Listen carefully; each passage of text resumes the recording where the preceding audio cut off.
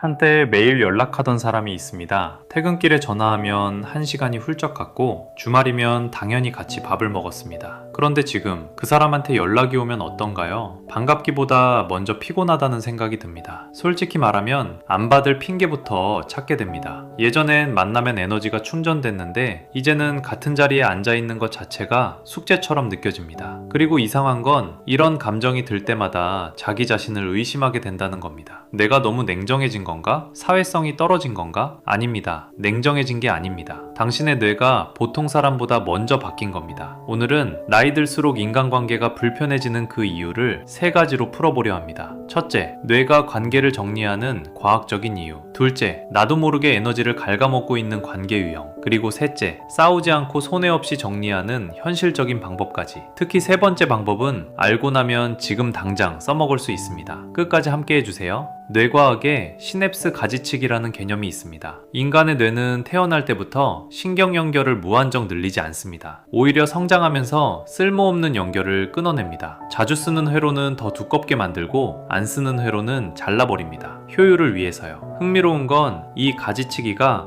인간관계에서도 똑같이 일어난다는 겁니다. 한번 떠올려 보세요. 어제의 나는 회사 뒷담화에 같이 웃어줄 수 있었습니다. 오늘의 나는 그 시간에 내가 왜 이 자리에 앉아있지? 라고 생각합니다. 어제는 2시간짜리 회식이 그냥 지나갔는데 오늘은 같은 2시간이 아무 정보도 통찰도 없이 흘러가는 게 답답합니다. 이걸 지적 밀도가 높아졌다고 표현할 수 있습니다. 학력이나 IQ를 말하는 게 아닙니다. 내 시간과 에너지를 어디에 쓸지 스스로 판단할 수 있게 된 사람들을 말합니다. 의식의 해상도가 달라진 거죠. 실제로 한 연구에서 성인 5,000명을 추적했습니다. 사회적 관계가 넓은 사람일수록 대체로 행복했습니다. 그런데 딱 하나 예외 그룹이 있었습니다. 의식의 해상도가 높은 사람들이었는데요. 이 사람들은 사람을 많이 만날수록 오히려 삶의 만족도가 떨어졌습니다. 다른 사람들에겐 충전기였던 관계가 이 그룹에겐 방전기였던 겁니다. 왜 그럴까요? 진화 심리학에서는 이렇게 설명합니다. 인류의 뇌는 아프리카 사바나 초원 시절에 설계되었습니다. 그때는 혼자 떨어지면 죽었습니다. 그래서 뇌에는 무리에 속해야 안전하다는 기본 프로그램이 깔려 있습니다. 대부분의 사람들은 지금도 이 프로그램대로 작동합니다. 친구가 많으면 안심하고 혼자 있으면 불안해하죠. 그런데 성장한 뇌는 다릅니다. 수만 년 된 본능을 의식적으로 넘어설 수 있습니다. 사람이 많으면 안전해 라는 신호 대신 이 사람들 사이에서 내가 소모되고 있어 라는 경고를 보냅니다. 같은 상황에서 뇌가 보내는 신호 자체가 달라진 겁니다. 여기서 던바의 수라는 개념도 짚어볼 필요가 있습니다. 영국 인류학자 로빈 던바의 연구에 따르면 인간이 실질적으로 유지할 수 있는 사회적 관계는 약 150명 정도입니다. 그런데 이건 그냥 얼굴하는 수준이고요. 진짜 친밀한 관계는 10명에서 15명이 한계입니다. 카카오톡 친구 목록을 한번 스크롤 해보세요. 몇백 명이 있을 겁니다. 그 중에 진짜 터놓고 이야기할 수 있는 사람은 몇 명인가요? 아마 손가락으로 셀 수 있을 겁니다. 비유를 하나 들어볼게요. 나무가 하루에 빨아올릴 수 있는 수분의 양은 정해져 있습니다. 뿌리를 100갈래로 뻗으면 어떤 뿌리도 충분한 수분을 받지 못합니다. 나무는 살아있지만 어떤 가지도 제대로 자라지 못하는 상태가 됩니다. 거목이 되는 나무는 다릅니다. 불필요한 뿌리를 스스로 죽이고 남은 뿌리 몇 개에 모든 양분을 집중시킵니다. 그래서 하늘 끝까지 뻗을 수 있는 겁니다. 여러분에게 필요한 것도 같습니다. 100개의 뿌리에 한 방울씩 나눠주는 게 아니라 5개의 뿌리에 20방울씩 쏟는 겁니다. 총량은 같지만 관계의 깊이는 완전히 달라집니다. 그러니까 친구가 줄어드는 건 퇴화가 아닙니다. 당신의 뇌가 더 효율적으로 작동하기 시작한 겁니다. 그런데 여기서 한 가지 짚어볼 게 있습니다. 모든 관계가 똑같이 불편해지는 건 아니거든요. 유독 만나고 나면 녹초가 되는 사람이 있습니다. 체력이 빠진 게 아니라 감정 에너지가 빠진 겁니다. 어떤 유형의 사람이 이런 일을 일으키는지 구체적으로 짚어보겠습니다. 첫 번째, 자기 자랑형입니다. 만날 때마다 새로 산 차, 연봉이 얼마나 올랐나는지, 자기 아이가 얼마나 뛰어난지를 늘어놓는 사람이 있습니다. 심하면 여러분의 근황을 슬쩍 물어본 뒤 자기 것과 비교합니다. 대화가 아니라 성적표를 들이미는 거죠. 처음엔 축하해줍니다. 두 번째도 웃어줍니다. 세 번째부터는 깨닫습니다. 이 사람은 대화를 하고 싶은 게 아니라 관객이 필요한 거구나. 여러분은 친구가 아니라 박수를 쳐주는 객석이었던 겁니다. 두 번째, 과거 회상형입니다. 만날 때마다 야, 그때 기억나? 우리 그때 진짜 웃겼는데? 를 반복하는 사람이 있습니다. 처음 한두 번은 괜찮습니다. 추억이니까요. 그런데 매번 만날 때마다 같은 이야기가 돌아오면 어느 순간 이런 생각이 스칩니다. 우리 그때 말고는 할 얘기가 없나? 이건 여러분이 냉정해진 게 아닙니다. 그 사람과 마지막으로 동기화됐던 시점이 그때가 전부라는 뜻입니다. 그 이후로 여러분은 계속 업데이트됐고 그 사람은 같은 버전에 머물러 있는 겁니다. 세 번째가 가장 위험합니다. 감정 흡혈형입니다.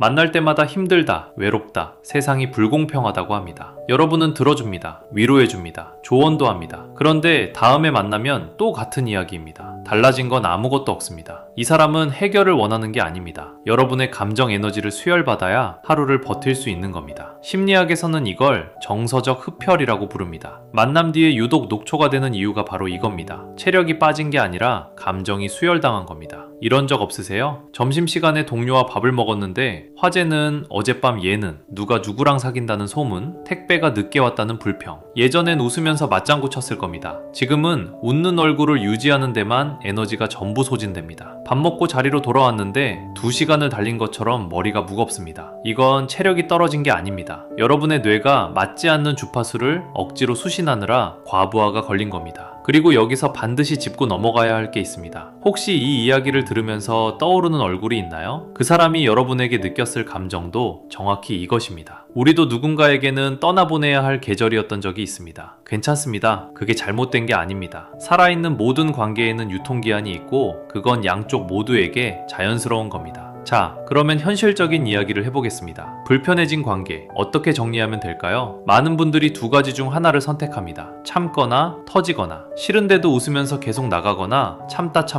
너 왜 맨날 나한테 그래? 하고 폭발하거나. 둘 다 좋은 방법이 아닙니다. 참으면 내가 소모되고 터지면 관계가 파괴되는 건 물론이고 주변 사람들까지 불편해집니다. 진짜 똑똑한 사람들은 완전히 다른 방법을 씁니다. 첫 번째 방법은 물주기 중단 테스트입니다. 정원사가 진짜 뿌리와 기생덩굴을 구분하는 가장 확실한 방법이 뭔지 아세요? 물을 주지 않는 겁니다. 한 달 동안 먼저 연락하지 마세요. 상대에게서 연락이 오면 답은 하되 에너지를 60%만 쓰세요. 예전이라면 근황부터 감정 상태까지 길게 풀어놨을 메시지를 잘 지내지 너는 딱 이 정도로 보내보세요. 그 다음 상대의 반응을 보세요. 진짜 여러분이 궁금한 사람은 다시 물어옵니다. 여러분의 관객이었던 사람은 자기 이야기를 꺼내거나 답이 끊깁니다. 이것만으로 관계의 실체가 드러납니다. 물을 멈췄는데도 스스로 뿌리를 내리는 사람, 그 사람이 진짜입니다. 물이 끊기자마자 시드는 사람, 그건 처음부터 기생덩굴이었던 겁니다. 두 번째 방법은 점진적 거리두기입니다. 관계를 정리한다고 해서 전화를 걸어 우리 이제 그만 보자고 선언할 필요는 없습니다. 오히려 그게 가장 서툰 방법이에요. 제 지인 중에 이걸 아주 잘하는 사람이 있습니다. 10년 된 모임이 있었는데 그중 한두 명이 계속 불편했대요. 어떻게 했냐면 1년에 걸쳐서 서서히 빠졌습니다. 처음엔 2번에 한 번, 그 다음엔 분기에 한 번, 지금은 경조사만 갑니다. 싸운 적 없고 험담도 없었고 그냥 자연스럽게 멀어진 겁니다. 여기서 팁을 하나 드리자면 공식적인 명분을 평소에 슬쩍 뿌려두세요. 요즘 중요한 프로젝트 맡아서 바빠. 건강 때문에 저녁엔 운동만 하기로 했어. 이런 말을 한두 번 해두면 상대는 여러분이 자기를 피하는 게 아니라 삶에 집중하느라 바쁘다고 생각합니다. 그리고 기억하세요. 거절할 때 변명이 길어지면 상대는 여러분을 설득할 수 있는 사람으로 봅니다. 왜 안 나왔어? 물으면 아, 그날 좀 그래서 이 정도로 끝내세요. 짧게 끊는 게 여러분의 에너지를 지키는 법입니다. 세 번째, 비워낸 자리에 찾아오는 것이 있습니다. 많은 분들이 두려워하는 게 있습니다. 관계를 정리하면 혼자 남게 되지 않을까?